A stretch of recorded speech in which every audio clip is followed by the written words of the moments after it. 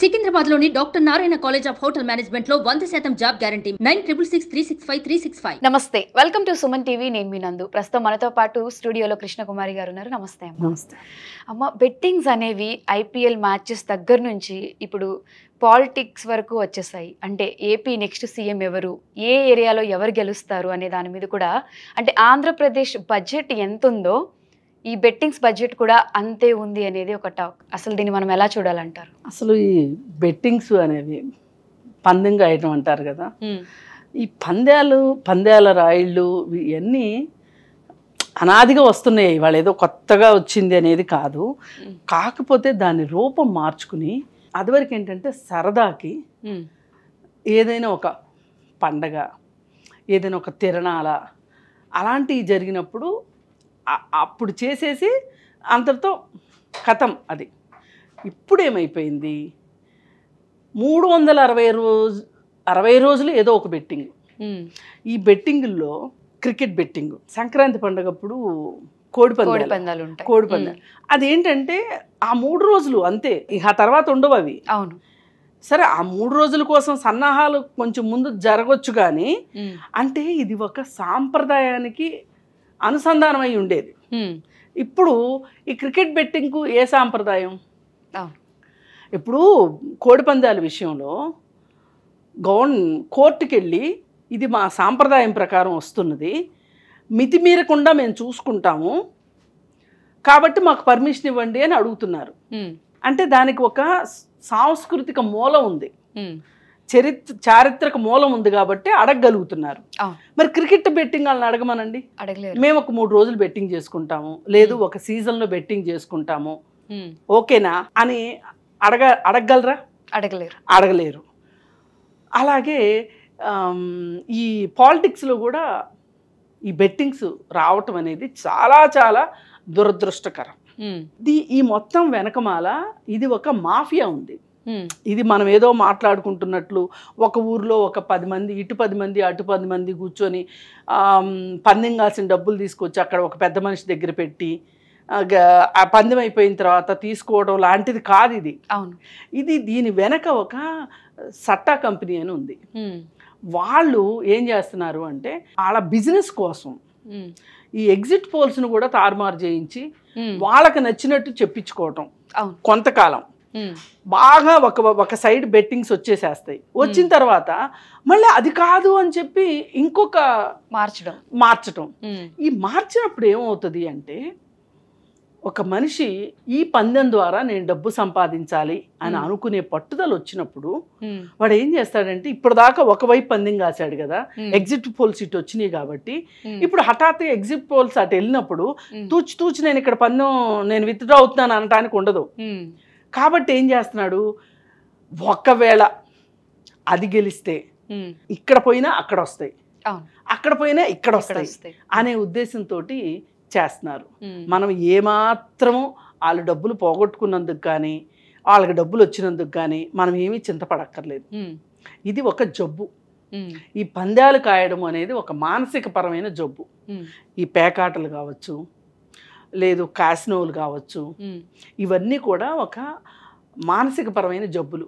ఏంటి అంటే ఆ క్షణానికి ఆ క్షణం, ఇప్పుడు ఒక మనిషి శక్తిమంతుడని కానీ సమర్థుడని కానీ డబ్బు సంపాదించగలడని కానీ ప్రూవ్ చేసుకోవాలంటే ఎంత టైం కావాలి? టైం పడుతుంది కదా, చాలా పడుతుంది. ఒక వ్యాపారం మొదలెడితే ఆ వ్యాపారం కంప్లీట్ అయ్యి ఆ వ్యాపారంలో లాభాలు చూడటానికి మధ్యలో నష్టపోతే నష్టపోవచ్చు, కానీ ఒక టైం ఉంటుంది.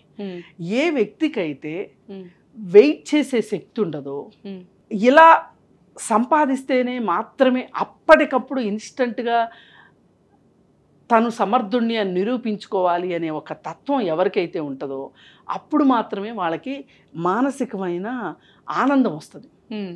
పదే పదే మనిషి ఒక చోట ఆనందం పొందటం అర్థమైన తర్వాత అదే ఆనందం కావాలి కావాలి కావాలి అనుకుంటారు. ఇది ఒక రకంగా ఒక గంజాయి తీసుకోవటం లాంటిది, ఈ డ్రగ్స్ తీసుకోవటం లాంటిది, లిక్కర్ తాగటం లాంటిది. ఇప్పుడు లిక్కర్ కాకుండా గంజాయి ఎందుకు తీసుకుంటున్నారు, మా డ్రగ్స్ ఎందుకు తీసుకుంటున్నారు? లిక్కర్ తీసుకుంటే కొంత టైం పడుతుంది వాళ్ళకి మత్తు రావటానికి. వాళ్ళు సంతోషపడుతున్నాము అనుకునేదా స్థితికి వాళ్ళు చేరడానికి టైం పడుతుంది.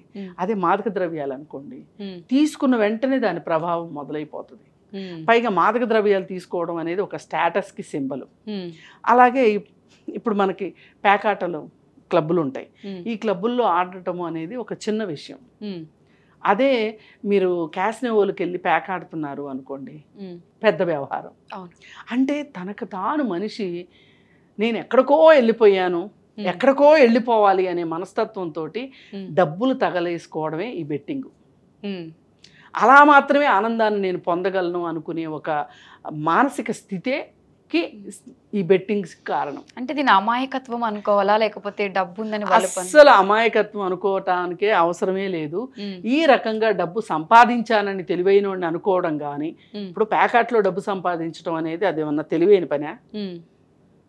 తెలివైన పని కాదు కదా. అది ఏంటి, నువ్వు ఎట్లా కొట్లా డబ్బులు సంపాదించాలి. ఆ క్షణానికి నీ మనసుకి ఆ గెలుపు ద్వారా ఒక మత్తునిచ్చుకోవాలి, ఒక సంతోషాన్ని ఇచ్చుకోవాలి. అందుకే ఆ సంతోషానికి అలవాటు పడినవాడు, పేకాట్లాడేవాళ్ళని జీవితంలో మారరు వాళ్ళు. ఆ ఆనందానికి అలవాటు పడిన వాళ్ళు ఎక్కడో ఒక చోట, లీగల్గా కావచ్చు, ఇల్లీగల్గా కావచ్చు, ప్రైవేట్గా కావచ్చు, పబ్లిక్గా కావచ్చు, వాళ్ళు ఆడకుండా ఉండలేరు. ఈ లాటరీ టికెట్లు కొనడం ఒకటి, ఇవన్నీ కూడా ఇవి మానసిక బలహీనత. ఇది వాళ్ళ గురించి ఎందుకు మనం బాధపడాలి? కాకపోతే ఈ ఒక విషయంలో మనం వీళ్ళని అమాయకులు అనొచ్చు.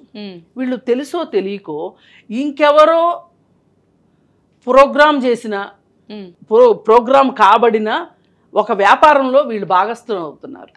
అందుకు వీళ్ళని పాపం మనం జాలిపడవచ్చు. ఏది ఏమైనా సరే ఇలాంటి పద్ధతులు ఏ రంగాల్లో వచ్చినా, ఇప్పుడు క్రికెట్ బెట్టింగ్స్, ఇప్పుడు ఐపీఎల్ వచ్చాక బెట్టింగ్లు పెరిగాయి. అసలు బెట్టింగ్లు విపరీతమైన మద్యము, అమ్మాయిలు బెట్టింగ్ల కోసమే ఐపీఎల్ వచ్చింది నన్ను అడిగితే. ఈ ఐపీఎల్ అంటే అర్థం అదే, అంతకంటే వేరే ఏం లేదు. అంటే ఒక 5 రోజులు క్రికెట్ మ్యాచ్ చూసే దగ్గర నుంచి మనిషిని ఒకరోజు మ్యాచ్కి, అలాగే T20లు అంటే 20 ఓవర్ల మ్యాచ్లకే చూడటానికి కుదింపజేశారు. అంటే అంత లాంగ్ ఎంటర్టైన్మెంట్ని వీళ్ళు తీసుకోలేకపోతున్నారు. ఎంటర్టైన్మెంట్ ఏమో స్టార్ట్ అయిపోతుంది, దానికి పెట్టే ఖర్చు ఉంది చూసారా, అదేమో ఎక్కువైపోతుంది. అవును, అంటే మీరు అన్నట్టు ఇప్పుడు ఎగ్జిట్ పోల్స్ కూడా అవి అటు ఇటు తారుమారు చేసి చూపించి ఇలా అదొక బిజినెస్ లా చేస్తున్నారు. ఖచ్చితంగా బిజినెస్, దీని వెనక బిజినెస్సే ఉంది. ఈ బిజినెస్ చేయడం వెనకమాల కూడా కొంతమంది ఎమ్మెల్యేలు ఉంటే కూడా ఆశ్చర్యపోవక్కర్లా. ఎందుకంటే పొలిటీషియన్సే, ఈ పొలిటీషియన్స్ పెట్టట్లా, పెట్టినట్టే యాక్షన్ చేస్తున్నారు డబ్బులు. కానీ సామాన్య ప్రజానీకం పెడుతున్నారు, కార్యకర్తలు అనబడే వాళ్ళు పెడుతున్నారు. వీళ్ళ దగ్గర నుంచి డబ్బులు వాళ్ళు తీసుకుంటున్నారు. రేపొద్దున ఇదంతా అయిపోయిన తర్వాత పైకి వాళ్ళు చెప్పరు, కానీ సామాన్యుల జేబులు గొల్లవుతాయి. కొన్ని రోజులు ఇది వస్తుందని చెప్పి, కొన్ని రోజులు అది వస్తుందని చెప్పి 2 వైపుల నుంచి డబ్బులు తీసుకుని పొలిటీషియన్స్, ఈ పొలిటీషియన్స్కి పైన ఈ మొత్తాన్ని ఆర్గనైజ్ చేసే ఆ కంపెనీలకి డబ్బులు వస్తాయి తప్పితే ఈ వీళ్ళకి ఇటు పందెం కాసినా పోతాయి, అటు పందెం కాసినా పోతాయి. లేదు అంటే అక్కడ వస్తే ఇక్కడ పోతాయి, ఇక్కడ వస్తే అక్కడ పోతాయి. ఎక్కడో చోట మట్టుకు పోవటం ఖాయం. అంటే వీడికి ఏమీ మిగలదు. 2 వైపులా కాసేవాడికి ఇప్పుడు 2 వీడు చేసిన తప్పు రాంగే అనుకోండి, 2 చోట్ల డబ్బులు పోతాయిగా. పోని ఒక చోట వచ్చినాయి అనుకుందాం, 2 చోట పోతాయిగా. అంటే 2 చోట్ల పోగొట్టుకునే వాళ్ళు కొంతమంది, ఒక చోట పోయినా ఒక చోట వచ్చేవాళ్ళు కొంతమంది. అది గ్యారంటీ ఎవరిస్తారు? డబ్బులు పోగొట్టుకోదలుచుకుంటేనే వీటిలోకి దిగాలి. ఇది మానసిక బలహీనత. అంటే అక్కడ కాసేపట్లో ఆ వాతావరణంలో వీడు కాలు ఎగరేస్తాడు. బెట్టింగ్ కాస్తున్నాడు, 3 దగ్గర ఎన్ని డబ్బులు లేకపోతే బెట్టింగ్ కాస్తున్నాడు అనుకుంటారు కదా. అంటే వీడు ఆ కాసేపు అక్కడ ఒక హీరో అనమాట, ఒక హీరో పోజులు కొడతాడు అనమాట. వాడు ఆ డబ్బులు ఎక్కడి నుంచి తీసుకొచ్చాడు, ఏ అప్పు తీసుకొచ్చాడు, దేనికోసమని పెట్టిన డబ్బులను తీసుకొచ్చి పెట్టాడు. ఒక్కొక్క వెధవైతే అనొద్దు కానీ పిల్లల చదువులు, పిల్లల పెళ్ళిళ్ళు, ఆరోగ్య సమస్యలు ఇలాంటివి ఉంటే కూడా నాకు ఎలాగో వస్తాయి కదా అనే ఒక నమ్మకం, ఒక ధీమాతోటి అవి తీసుకెళ్ళి కూడా పెట్టి అవును ఇప్పుడు వీళ్ళు పర్సనల్ లైఫ్ కూడా డిస్టర్బ్ చేసుకుంటారు. ఈ పర్సనల్ లైఫ్ డిస్టర్బ్ అయిన తర్వాత ఈ ప్రభావం అంతా ఎవరి మీద పడుతుంది? కుటుంబం మీదే కదా పడేది. అడు తిరిగి వ్యక్తుల యొక్క ఇబ్బందులు కావచ్చు, వ్యక్తుల యొక్క బలహీనతలు కావచ్చు, వెళ్ళి ఎక్కడ పడతాయి? కుటుంబం మీదే పడతాయి. ఇప్పుడు ఆ కాసేపు 10 మంది మధ్యలో నుంచొని నువ్వు పెద్ద హీరోలాగా పోజులు కొట్టి నువ్వు ఇన్ని చేసినా కానీ ఇంటికి వెళ్ళిన తర్వాత ఎవరి మీద చూపిస్తా? ఫ్యామిలీ మీదే, నీ భార్య మీదో, పిల్లల మీదో, లేకపోతే తల్లిదండ్రులు ఉంటే వాళ్ళ మీదో. ఇప్పుడు ఆన్లైన్ బెట్టింగ్స్ చూస్తున్నాం కదా మనము. ఆన్లైన్ బెట్టింగ్స్లో ఒక రకంగా చూసుకుంటే తండ్రన్నా ఆన్లైన్ బెట్టింగ్ ఆడుతున్నాడు, కొడుకైనా ఆన్లైన్ బెట్టింగ్ ఆడుతున్నాడు, ఇంకొన్న చోట్ల మహిళా మనులు కూడా ఆడుతున్నారు. దీనివల్ల కుటుంబాలు నాశనం అయిపోతున్నాయి, అప్పులు పాలైపోతున్నాయి. పొలాలు అమ్ముకున్న వాళ్ళని చూశాను నేను ఈ ఆన్లైన్ బెట్టింగ్స్ చేసి. అవసరమా వీళ్ళకి? చేస్తున్నారు. కానీ వాళ్ళకి ఏంటంటే, కానీ ఈ బెట్టింగ్స్ వాళ్ళందరికీ మూలం మట్టుకు ప్యాకాటే. అవును, ఆన్లైన్ రమ్మీ. ఇప్పుడు ఇదివరకు ఏంటి, ఎక్కడికో వెళ్ళి ఆడాలి, ఇప్పుడు ఎక్కడికో వెళ్ళక్కర్లా. ఫోను ఇంటర్నెట్ ఉంటే చాలు, ఇంట్లో కూర్చుని నువ్వు రమ్మీ ఆడుకోవచ్చు. ఈ ఆన్లైన్ గేమ్స్ వల్ల ఎన్ని కుటుంబాలు నాశనం అవుతున్నాయో,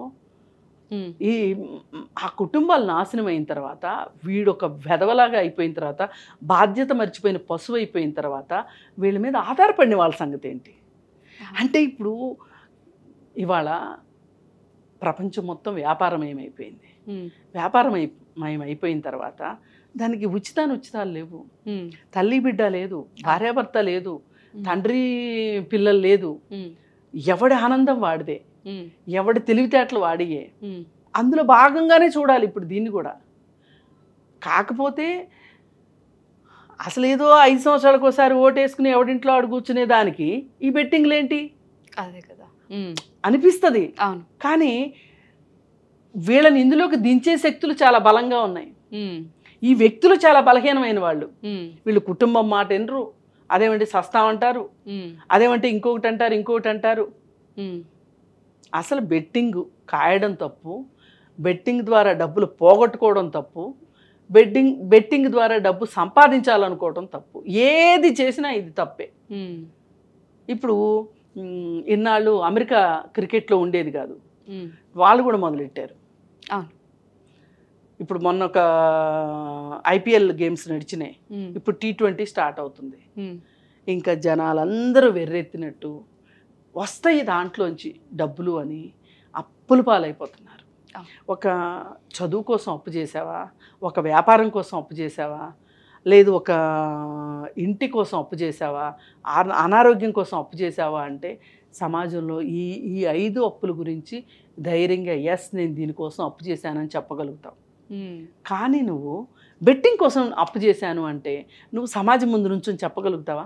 రెస్పెక్ట్ ఉండదు. అది చట్టబద్ధం కాదు కాబట్టి నువ్వు చెప్పలేవు. ఇప్పుడు మొన్న రేవ్ పార్టీ జరిగింది. ఎందుకు వాళ్ళు ధైర్యం చేసి చెప్పలేకపోతున్నారు? అవును, రేవ్ పార్టీకి వెళ్ళాము మేము, ఆ డబ్బులు కట్టగలిగే సత్తా ఉంది కాబట్టి మేము వెళ్ళాము, వెళ్తే తప్పేంటని ఎవరు మాట్లాడరే? ఎందుకు మాట్లాడటల్లా? అది చట్టబద్ధం కాదు కాబట్టి. అందుకని చట్టబద్ధం కాని పని ఏది చేసినా నేరమే. అది ఇవాళ నువ్వు దొరకవచ్చు, దొరకకపోవచ్చు, నిన్ను పట్టుకోవచ్చు, పట్టుకోలేకపోవచ్చు, కానీ నేరమే కదా. దానికి నేరానికి శిక్ష ఉండాల్సిందే కదా. కాకపోతే మన దురదృష్టవశాత్తు వీళ్ళు చేసిన నేరానికి కుటుంబ సభ్యులు బలవుతున్నారు. దీన్ని ప్రభుత్వాలు చూస్తూ ఊరుకోవడం చూసారా? ఉదాసీనత ఉంది చూసారా? ఉదాసీనత కూడా కాదు, వీళ్ళందరికీ ఊతమిచ్చి చేయించడం చూసారా? దీనికంటే దుర్మార్గం ఇంకొకటి లేదు. ఇప్పుడు ఇప్పటిదాకా పెట్రోల్ రేట్లు పెంచి డబ్బులు కొట్టేశారు, జిఎస్టీల పేరుతో కొట్టేశారు, ఇంకోటి పేరుతోటి కొట్టేశారు. విద్యా వైద్యము సామాన్యుడికి అందకోకుండా వాటికి కూడా ఖర్చు పెట్టుకునేలాగా చేసేశారు. అంతా ప్రైవేట్ చేసేశారు, ఉద్యోగాలు లేకుండా చేశారు. ఇన్ని చేసిన తర్వాత వాళ్ళ దగ్గర ఇంకా ఏదో పొలాల రూపంలోనో, ఆస్తుల రూపంలోనో, లేకపోతే ఫిక్స్డ్ డిపాజిట్ల రూపంలోనో, రిటైర్మెంట్ బెనిఫిట్స్ రూపంలోనో, ఏదో ఒక రూపంలో చీటీల రూపంలోనో ఉన్న డబ్బులను కూడా బెట్టింగుల ద్వారా ఇలా మీరు అంటే అమాంతం సామాన్య ప్రజల జేబుల్లో చేతులు పెట్టి మీరు డబ్బులు లాగేసుకుంటున్నారు, దీని వెనక కూడా రాజకీయ నాయకులే ఉన్నారు అనేది అసలైన బాధాకరమైన విషయం. ఓకే అమ్మా, thank you so much. Thank you. Suman టీవీలో మీ పర్సనల్ అండ్ బిజినెస్ ప్రమోషన్స్ కోసం కింది నెంబర్కి కాంటాక్ట్ చేయండి.